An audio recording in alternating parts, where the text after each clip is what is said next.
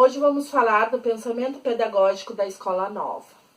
A Escola Nova surgiu na virada do século XIX para o século XX, onde o mundo estava sofrendo várias transformações.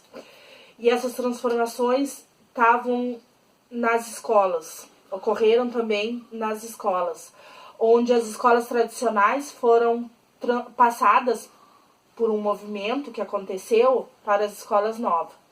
E esse movimento, ele teve como grandes influenciadores o John Dewey, a Maria Montessori e o Jean Piaget. O John Dewey, ele estabelece algumas bases filosóficas que reformularam a ideia do que é a educação e o modo de ensinar. Ele afirmava que o ensino só se dá através da ação, pois ele percebeu que só se aprende fazendo, porque se reconstrói a experiência vivida em aprendizagem.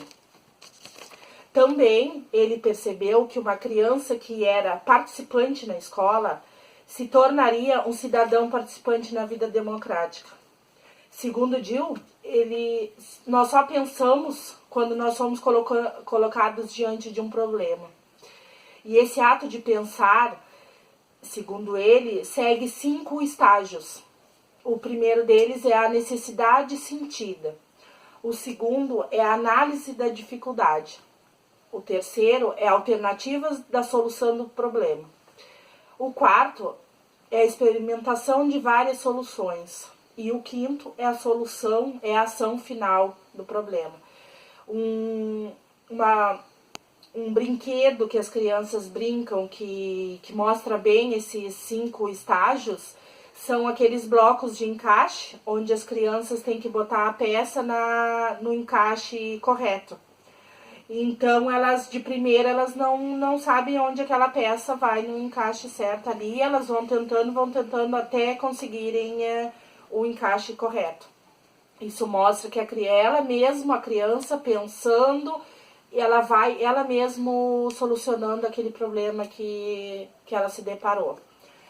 E uma pedagogia compromissada com esses 5 estágios, ela desperta o interesse das crianças, porque mostram os problemas para eles, sem darem a solução. Eles que vão buscar a solução daquele problema que o professor deu.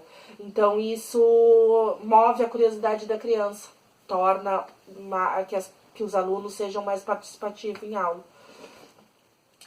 E também temos a Maria Montessori, que para ela a educação se dá através das experiências sensoriais. Que a criança, ela tinha que ter uma liberdade assistida, é claro. E o professor tinha que atuar como mediador do processo de ensino-aprendizagem.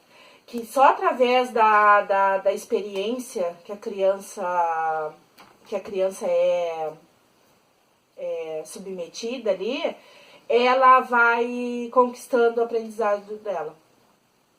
E ela ressaltava que a criança, ela deveria ser ouvida, que a fala da criança é muito importante no seu processo de adquirir o conhecimento, que não podia ser um sujeito passivo, e sim um sujeito ativo.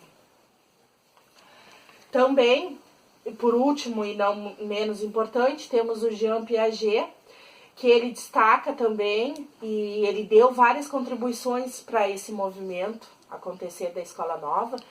E uma das coisas que ele afirmava, ele dizia que precisava respeitar as etapas do desenvolvimento infantil, que cada criança aprende na sua determinada etapa.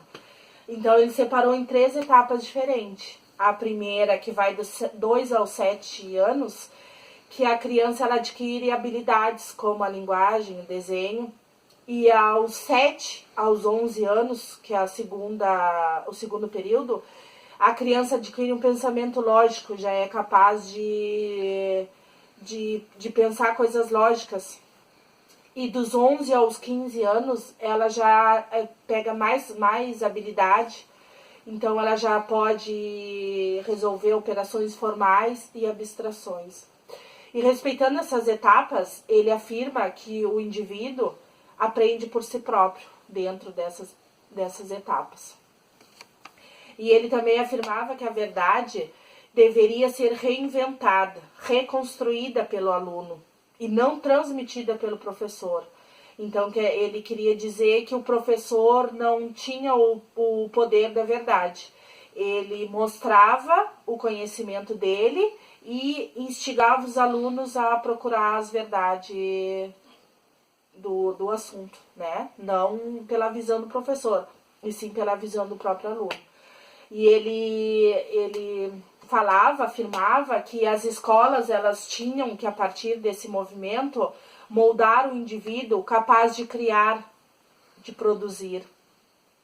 Então, esses foram os 3 influenciadores desse movimento da Escola Nova, que a gente vê até hoje que eles seguem influenciando em algumas coisas no século XXI.